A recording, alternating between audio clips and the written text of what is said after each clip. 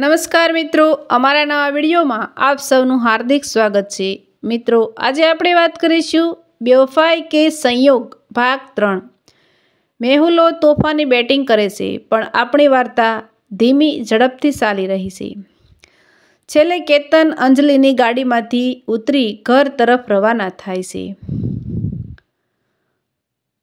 હવે આગળ જોઈએ। ઘરે જઈ કેતન પરિવાર સાથે હોટલમાં જમવા જાય છે।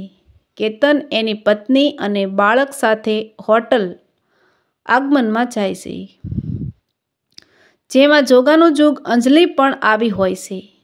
દૂરથી કેતન અંજલિને જુએ છે। અંજલિ ગ્રીન ડ્રેસમાં એના મમ્મી પપ્પાને લઈને આવી હોય છે। હોટલમાં વધારે વેઇટિંગ હોવાથી તેનો પરિવાર ત્યાં રાહ જોઈ બેઠો હોય છે। કેતન હોટલ મેનેજરને વાત કરવા આવ્યો ત્યારે જોઈ ગયો અને સીધો એ અંજલિના ટેબલ ઉપર જાય છે। અંજલિ કેતનને જુએ છે અને તેના ચહેરાનો ભાવ બદલાઈ જાય છે। એના બે હાથ મોઢા ઉપર આવી જાય છે અને આંખો મોટી કરી બોલે છે કે કેતન, તું અહીં? અંજલિના આવા હાવભાવ એની માતાના નજરમાં આવી જાય છે અને અંજલિની માતાના ચહેરાના ભાવ બદલાઈ જાય છે। કેતન સહજ કહે છે કે હું પણ મારા પરિવાર સાથે આવ્યો છું। અંજલિ કહે છે, ક્યાં છે તારી વાઈફ? ચાલ મળાવ તો ખરી। અંજલિને લઈને કેતન વેઇટિંગ એરિયામાં બેસેલા એના પરિવાર ભણી જતા હોય છે। ત્યાં નજીક પહોંચે છે ત્યાં સામેથી શ્વાસ લઈને આવતા વેટરની શરત ચૂકથી કેતનના શર્ટ ઉપર શ્વાસ ઢોળાઈ જાય છે। અંજલિ કોઈ પણ વિચાર કર્યા વગર એના હાથમાં રહેલા રૂમાલથી લૂછવા લાગી જાય છે। ગ્રીન ડ્રેસમાં સોહામણી લાગતી અંજલિના વાળ આગળની તરફ આવે છે અને જેવું લૂછીને એ કેતનની સામે જુએ છે, બંનેની આંખો એકબીજા સામે જોતી જ રહી જાય છે।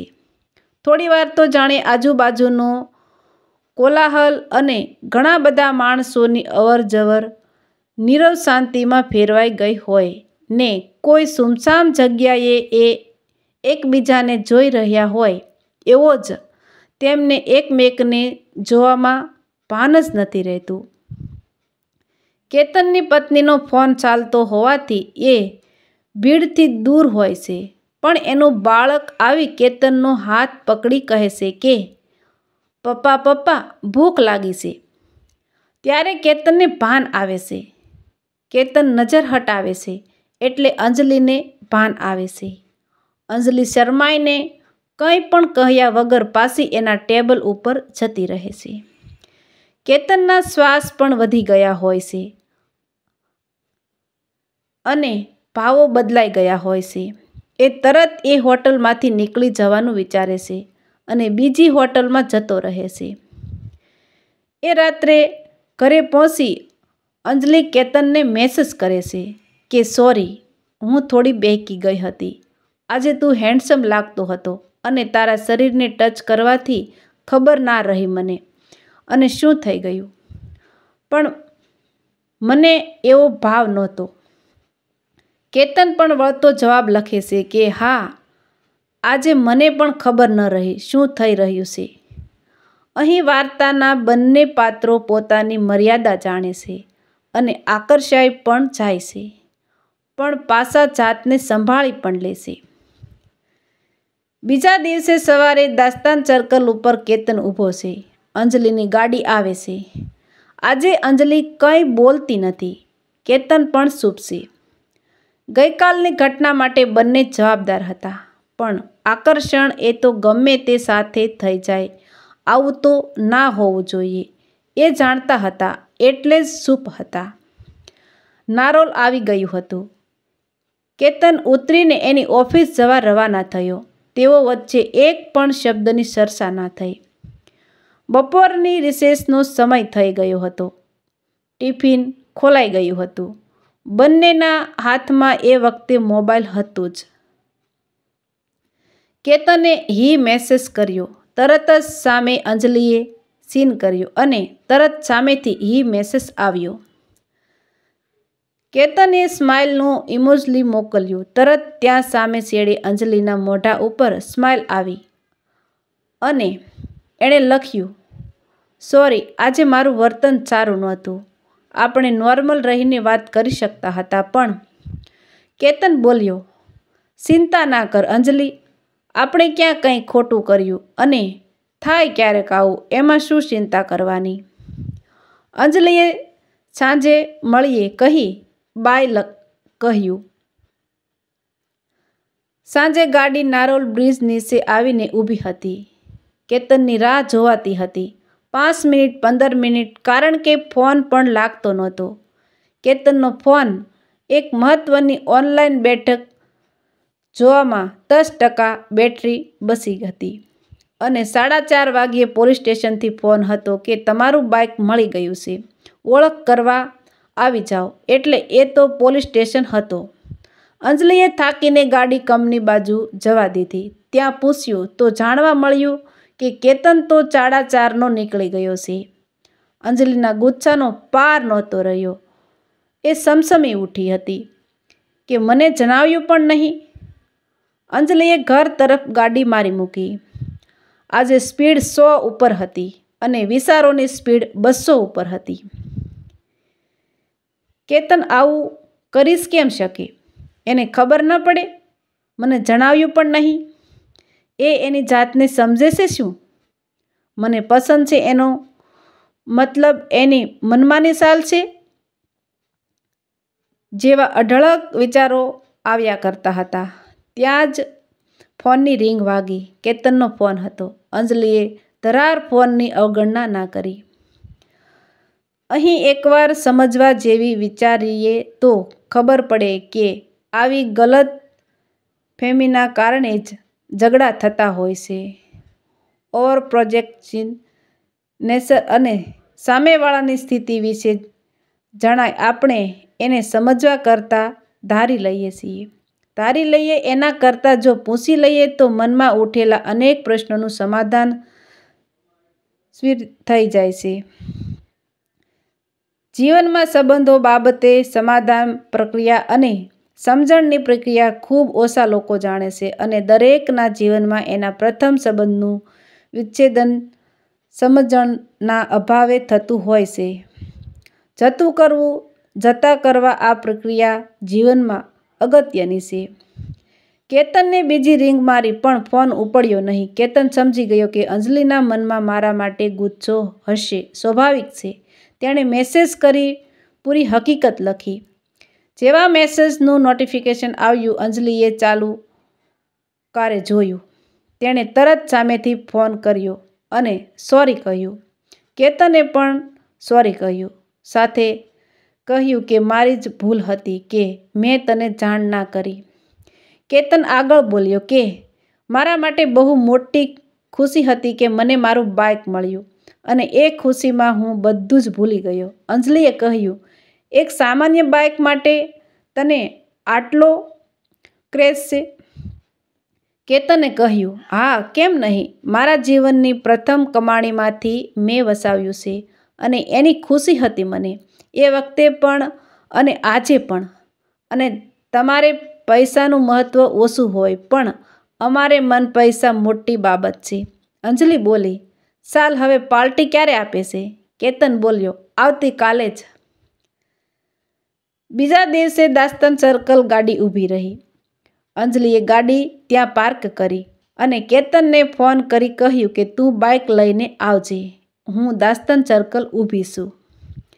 કેતન બાઇક લઈને પહોંચ્યો. અંજલિ બાઇક ઉપર બેસી ગઈ અને કેતનના ખભે હાથ મૂકી દીધો.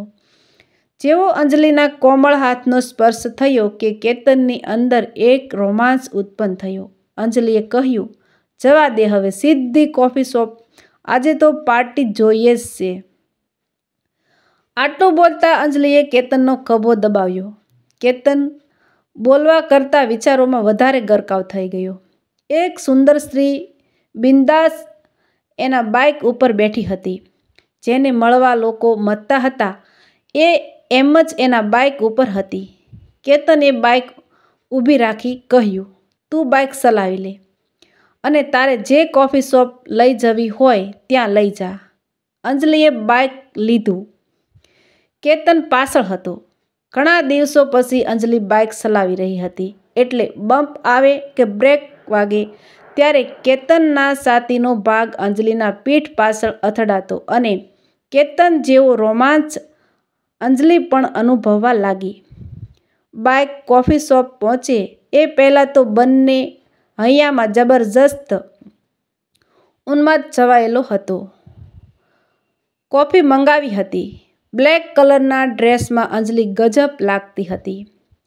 કેતને કહ્યું, મને બ્લેક કોફીની જેમ તારા શરીર ઉપર બ્લેક કલરના કપડાં ખૂબ ગમે છે.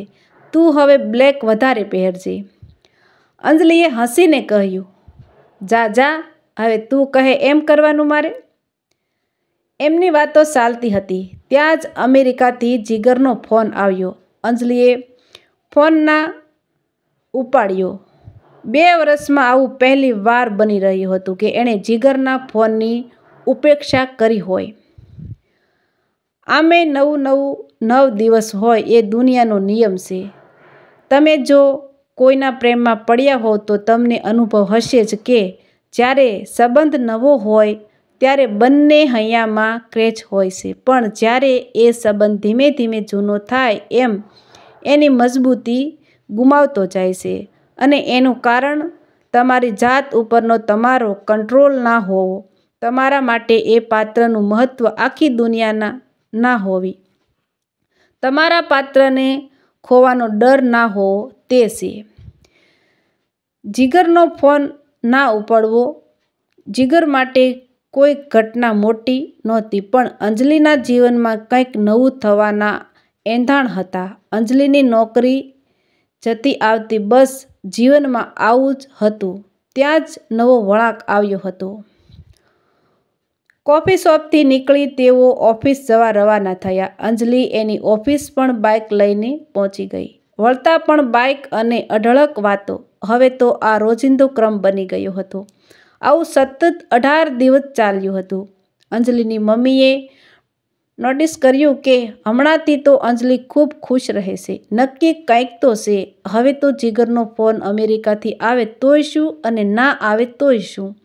હજુ કેતન અને અંજલિએ સીમાઓ વટાવી નહોતી પણ ઉન્માદ શરમ સીમાએ હતો. બંનેને એકબીજાની કંપની ગમતી હતી. જીગરને પણ અહેસાસ થયો કે કંઈક તો થયું છે જેના કારણે અંજલિનો ફોન હમણાંથી આવતો નથી કે સરખી વાત નથી કરતી. જીગરે અમેરિકાથી અંજલિને ફોન કર્યો. અંજલિએ ફોન ઉપાડ્યો. વિડીયો કોલ કેતન સામે હતો અને અનેક સવાલો જ કેતન બોલ્યો, અંજલિ યાર હું સમજુ છું કે તને સમય નથી આપી શકતો. હું મારા પ્રોજેક્ટ કાર્ય માટે જે મહેનત કરું છું એ આપણા સુંદર ભવિષ્ય માટે જ છે અને હું કંઈ બનીશ તો એ તારું જ ગૌરવ વધશે. મને એમ લાગે છે કે તું હમણાંથી બદલાઈ ગઈ છે. અંજલિ બોલી, ના ના એવું કંઈ નથી પણ મને પણ સમય નથી મળતો. તું તારા પ્રોજેક્ટમાં વ્યસ્ત છે તો હું મારી કંપનીમાં વ્યસ્ત છું. અંજલિના હૃદયમાં જીગર પ્રત્યે પ્રેમ અગાધ હતો. જીગર અને અંજલિ એક કોલેજ ઇવેન્ટમાં મળ્યા હતા. પહેલી વાર જીગર અને અંજલિ મળ્યા ત્યારે જ એકમેકને સમર્પિત થઈ ગયા હતા અને ઘર પરિવારનો વિરોધ હોવા છતાં પ્રબળ ઈચ્છાશક્તિથી જોડાયા હતા અને એમનો પ્રેમ લગ્નમાં પરિણમ્યો હતો.